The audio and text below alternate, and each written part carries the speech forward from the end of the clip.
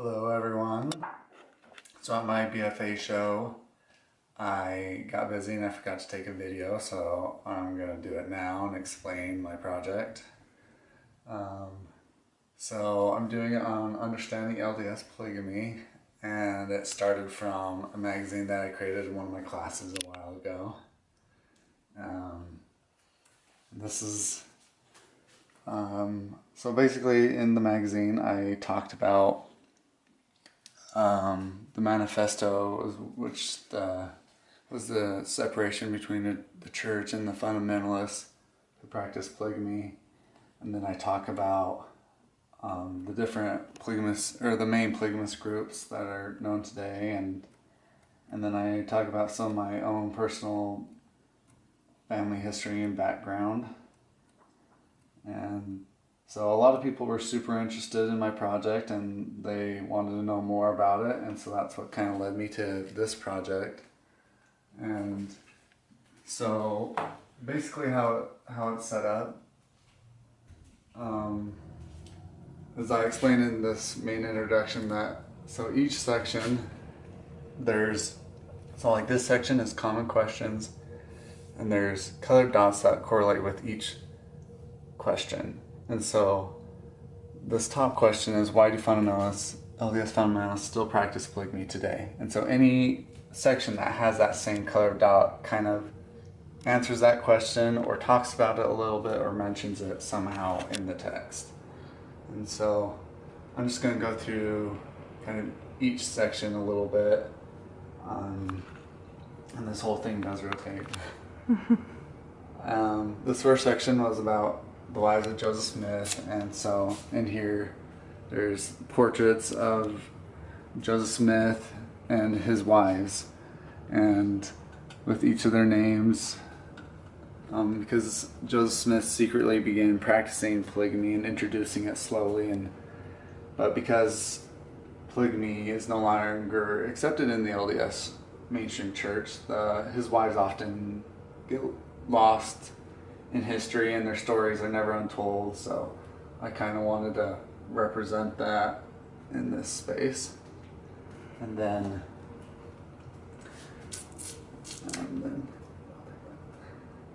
this next section is about the Doctrine and Covenants, section 132, because this is the main, like one of the main things that's still why fundamentalists still practice polygamy today is Doctrine and Covenants 132, and that's where Joseph Smith had his revelation about the practice of plural marriage.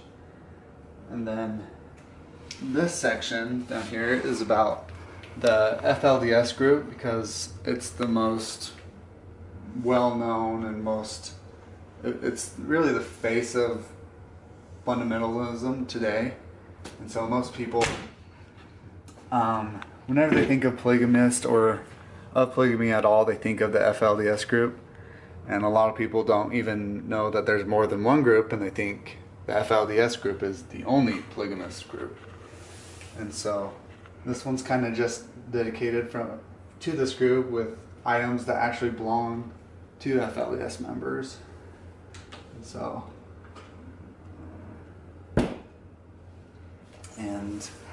then we can go to another section.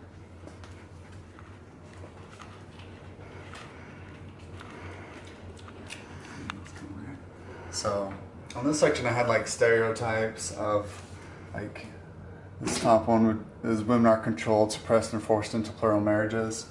And even though some women are, have experienced this, it doesn't mean that that's how it is for all women. Same with all these things. I mean, there has been, fundamentalists that participate in criminal activity, but that doesn't mean that all polygamists or fundamentalists are criminals. To an extent. Because polygamy is illegal. And so this section, I talk about the anti-polygamy acts that the government started forcing onto the LDS church to stop the practice of plural marriage, and then eventually the LDS did create the manifesto that said they would excommunicate any members that were still practicing polygamy. And then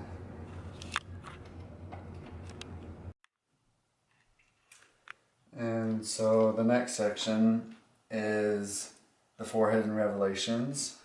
And so in this section you have to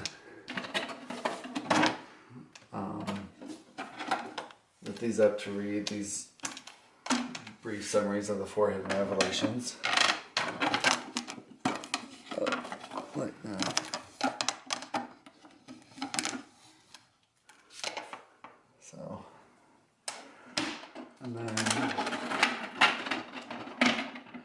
then the next section I talk about. Did you tell what forehead and revelations are about? No. Okay. Then the next slide, probably Utah and Mormon polygamy, and about the relationship between Mormonism and Utah. And so I recreated the Deseret newspaper because that was the first news press in Utah, and it dealt a lot with, obviously it deals with the LDS church today still. And so, and then the next section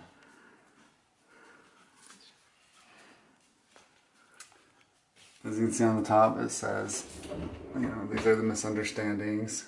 And then on this section, I talk about the seer and the counselor friends. And even though they were, two really different things and they happened at different times, I kind of wanted this kind of seer stone aspect to kind of represent the seer.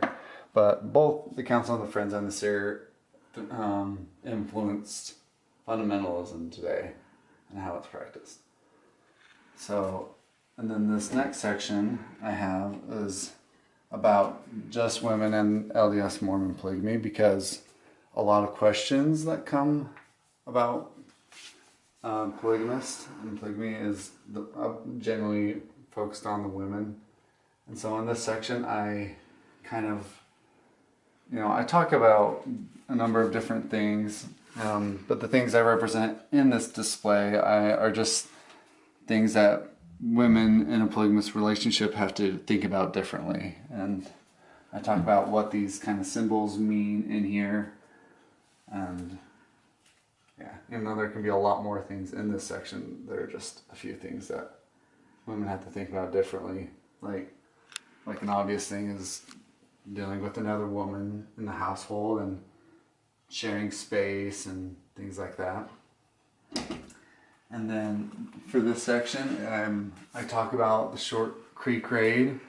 It wasn't the only polygamous raid, but this one definitely sent like shockwaves to all the different polygamous groups and created a fear aspect and kind of made fundamentalists go into hiding even more.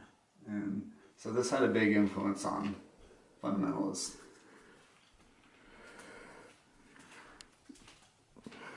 And then, as you can see, there are some common questions that I was directly answering, but for this section, I talk about kind of the LDS Church and fundamentalists, and I talk about just some overall basic opinions that they have. Differences that they have between the LDS Church and the fundamentalists. Just basic things like viewing the manifesto. Obviously the fundamentalists don't view the manifesto as a revelation, but as a decree to please the government. Whereas an LDS point of view is that the manifesto came out of revelation from God. So that's just one thing, and then in this next section, I talk about the first and the second manifesto, more in detail about what happened and how that influenced fundamentalists today.